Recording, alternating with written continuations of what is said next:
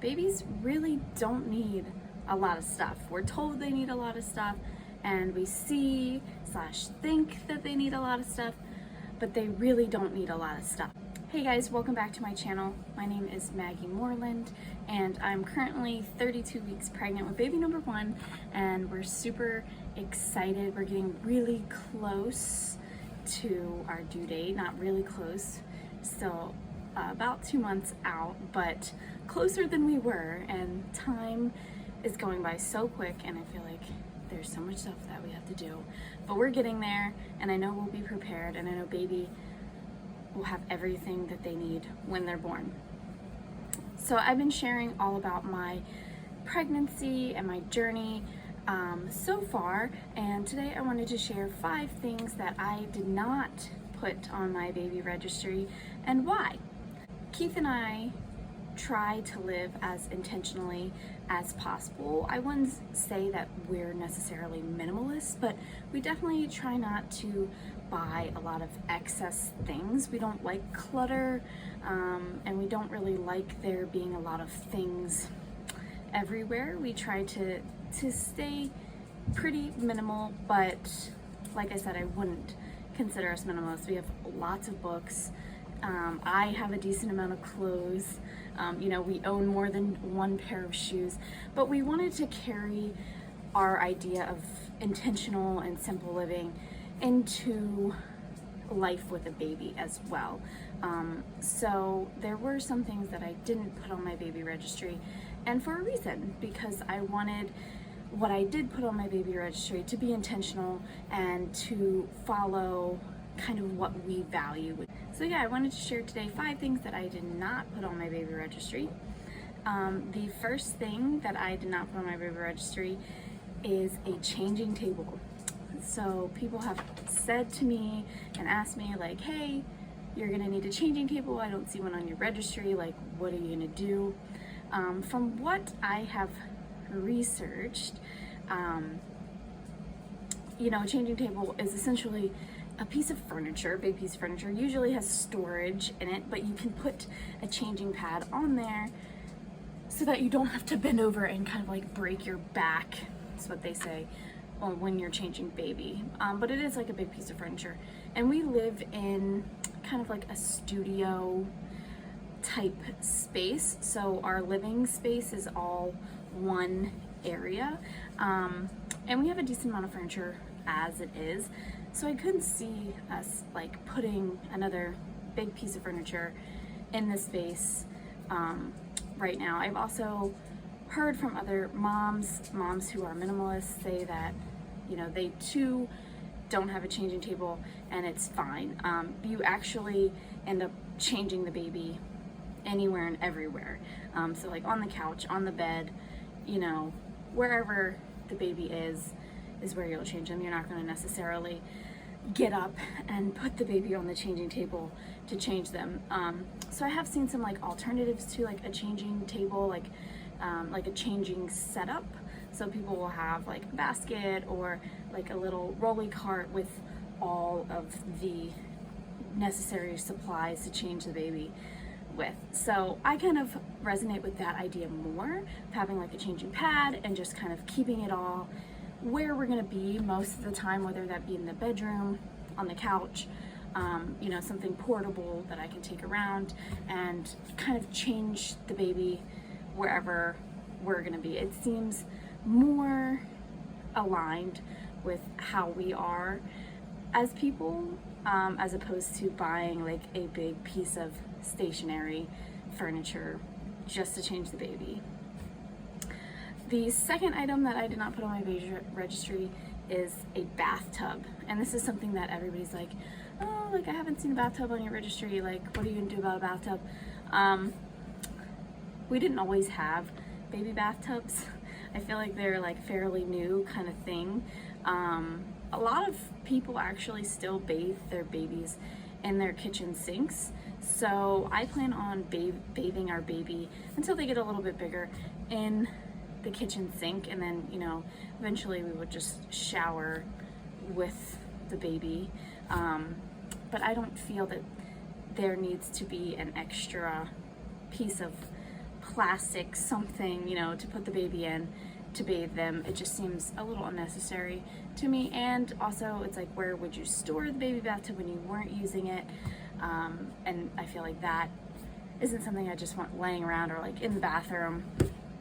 So I feel very comfortable in our ability to bathe the baby in the sink. You know, of course we would clean the sink out before we put the baby in there, and, you know, make sure that it was safe and that we had a good hold on the baby, because babies are slippery. But yeah, that's kind of my reasoning behind not getting a bathtub. And also, like, it was really hard to find a non-toxic, like BPA-free bathtub for babies. I looked up and there are some decent ones, but it's just hard to know if it is actually non-toxic. So that was another concern of mine. The third item that I did not put on my baby registry is a stroller. Now, this is something that originally I thought that Keith and I would just buy. I was like, it's pretty expensive, like I don't really want to ask somebody for this expensive stroller, so we'll just end up buying it ourselves. After talking to some other moms kind of in my circle, one mom said that her mother-in-law bought her a stroller and they have only used it once in the first year of their baby's life. And that kind of hit me because I do plan on baby wearing, and if you're not familiar with baby wearing, you can look it up. It's essentially where you get like a carrier or a wrap or a sling, and you just wear the baby on you like all the time. It gives you like hands-free, so you can wash dishes or go for a walk, you know. But I see myself having that kind of mobile device rather than like a stroller. Like, I could see myself wearing the baby at the grocery store, or Keith wearing the baby at the grocery store, or when we go for walks wearing the baby. And I feel like a stroller is a big item. Again, it's like, okay, where would we store it? And like, how often would we actually use it? So I feel like it's something that if down the road we did want to buy, of course we could buy it and probably have it here in a week or whatever. But I just feel like in the beginning, I can't see us using a stroller or really like going a lot of places where we would need a stroller. So I decided just to hold off on that one right now. I do have one in mind if down the road we do want to buy one, and it is compatible with the infant car seat that we did put on the baby registry. So just in case, I know which one I would want, but right now I'm putting it off. The fourth thing that I didn't put on the baby registry was like a baby swing or like one of those jumper things.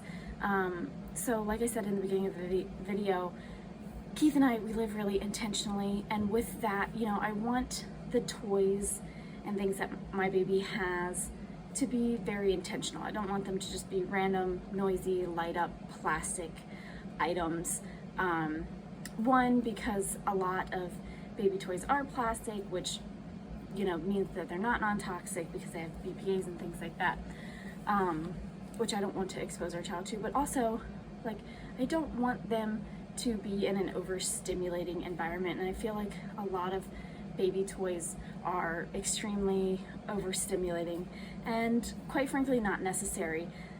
As I mentioned, you know, I do plan on wearing the baby a lot, and probably holding the baby a lot, and you know, if they are going to be out of my hands or doing something, it will probably be on a play mat on their belly, like tummy time, you know, with us interacting. Like, I can't see myself necessarily just like putting my baby in something and then like doing something else. That doesn't feel super good to me. It's not something that I see myself doing. So those are kind of my reasons why I didn't get the swing or the jumper, just because there are other ways to be hands-free and have a baby, and I feel like baby wearing is such a mutually beneficial thing for like that need, like to be hands-free. And then the fifth thing on my list kind of ties into the fourth thing, but I just didn't put a lot of toys on the list. I don't want a whole lot of like light up, noisy, bright plastic toys all around the house. I just remember growing up and it was like such a great thing, you know, as a kid, just like to have all the toys, but I just don't see us as those kind of people. Like, we are very much book people and we like to spend a lot of time together, and you know, we don't play like a lot of games or anything. We're more into like nature and just living simply, and I just don't feel like having a whole lot of like plastic, noisy, light up toys is necessary for our way of living. And I'm sure the baby will have just as much fun with any of the other toys, like books or contrast cards or, you know, wooden toys or whatever we decide to get. I'm sure they will be just as happy with those as they would with any of those other toys that are out there. And yes, also, you know, a bunch of plastic toys, they do have BPA, which again, you know, if the baby's putting that in the mouth or, you know, just being exposed to it, we want to limit the amount of toxins that the baby is exposed to. And I feel like some of these things are a very good way to like minimize that. Not saying that, you know, the baby's never gonna come in contact with a plastic toy or whatever, but I'm just doing what like I have control over, and you know, I'm using what I've learned for that, which feels really good. But yeah, those are the 5 things that I didn't put on the baby registry, and I'm sure I'll make like an update video to see if it was actually a good idea not to put these things on the baby registry. I feel pretty comfortable in my decision, but I'm curious to see how I actually feel once the baby is here.